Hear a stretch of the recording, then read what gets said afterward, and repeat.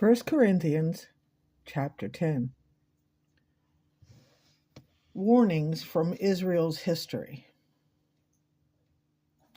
For I do not want you to be ignorant of the fact, brothers and sisters, that our ancestors were all under the cloud, and they all passed through the sea.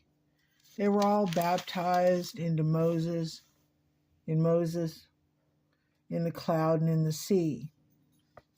They all ate the same spiritual food, drank the same spiritual drink, for they drank from the spiritual rock that accompanied them, and that rock was Christ. Nevertheless, God was not pleased with most of them. Their bodies were scattered in the wilderness. Now these things occurred as examples to keep us from setting our hearts on evil things as they did. Do not be idolaters, as some of them were, and as it is written, the people sat down to eat and drink and got up to indulge in revelry. We should not commit sexual immorality, as some of them did. And in one day, 23,000 of them died. We should not test Christ, as some of them did, and were killed by snakes. And do not grumble, as some of them did. They were killed by the destroying angel. These things happened to them as examples and were written down as warnings for us, on whom the culmination of the ages has come. So if you think you're standing firm, be careful that you don't fall. No temptation has overtaken you except what is common to mankind, and God is faithful. He will not let you be tempted beyond what you can bear. When you are tempted, He will also provide a way out so that you can endure it. Idols, feasts, and the Lord's Supper. Therefore, my dear friends, flee from idolatry. I speak to sensible people. Judge for yourselves what I say. Is not the cup of thanksgiving from which we give thanks a participation in the blood of Christ? And is not the bread that we break in participation in the body of Christ? Because there is one loaf, we who are many are one body, for we all share the one loaf.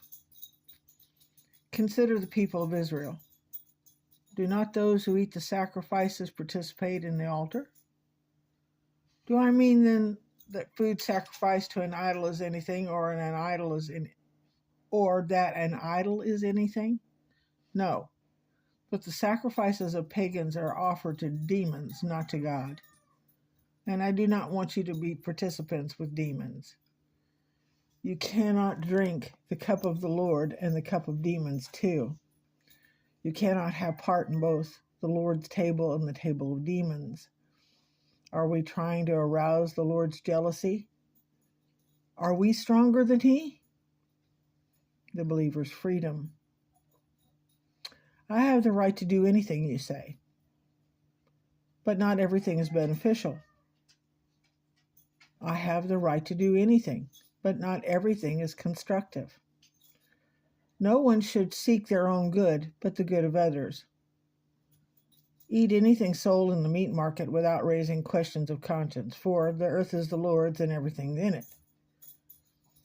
If an unbeliever invites you to a meal and you want to go, eat whatever is put before you without raising question of conscience.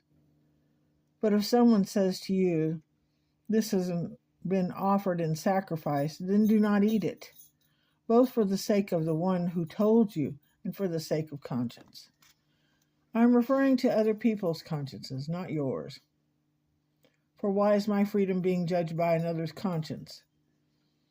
If I take part in the meal with thankfulness, why am I denounced because of something I thank God for? So whether you eat or drink or whatever you do it all for the glory of God. Do not cause anyone to stumble, whether Jews, Greeks, or the church of God, even as I try to please everyone in every way. For I am not seeking my own good, but the good of many, so that we may be saved.